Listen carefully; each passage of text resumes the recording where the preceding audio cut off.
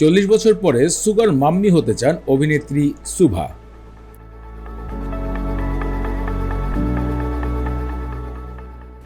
আলোচিত অভিনেত্রী হুমায়রা শুভা, যিনি একসময় ক্রিকেটার নাসির হোসেনের সঙ্গে সম্পর্ক জড়িয়ে আলোচনায় এসেছিলেন, তবে আজ কিন্তু তিনি নিজেই একজন অভিনেত্রী, গান ইত্যাদি নিয়ে বেশ ব্যস্ত সময় কাটাচ্ছেন।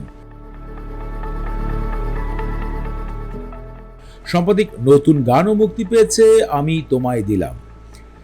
যারা নেট দুনিয়ায় হরহামেশা কথা বলতে পছন্দ করেন তারা কিন্তু এই অভিনেত্রীর পিছনে বেশ সময় ধরে লেগে আছেন।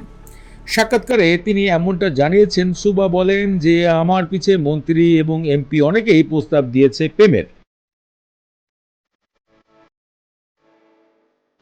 অনেকে বলছে নায়িকা হওয়ার প্রস্তাব, কুপ্রস্তাব এসব নিয়ে তিনি এবার খোলামেলা কথা বলেছেন।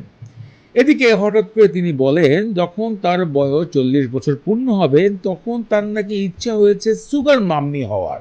কারণ সম্প্রতি গুলশানের দিকে কথা উঠেছে যে অনেক সুগার মাম্মি নাকি রোডের পাশ থেকে ছেলেদের হায়ার করে নিয়ে যায়। এমনটাই নাকি সুবারও ইচ্ছা হয়েছে। ফ্রেন্ডস, আপনাদের কাছে বিষয়টি কেমন লেগেছে ভিডিওতে কমেন্ট করে জানাবেন। সেলিব্রিটিদের এমন ইন্টারেস্টিং বিষয় জানার জন্য আমাদের ইউটিউব চ্যানেল সাবস্ক্রাইব করুন, পাশে থাকা বেল বাটন প্রেস করে দিন।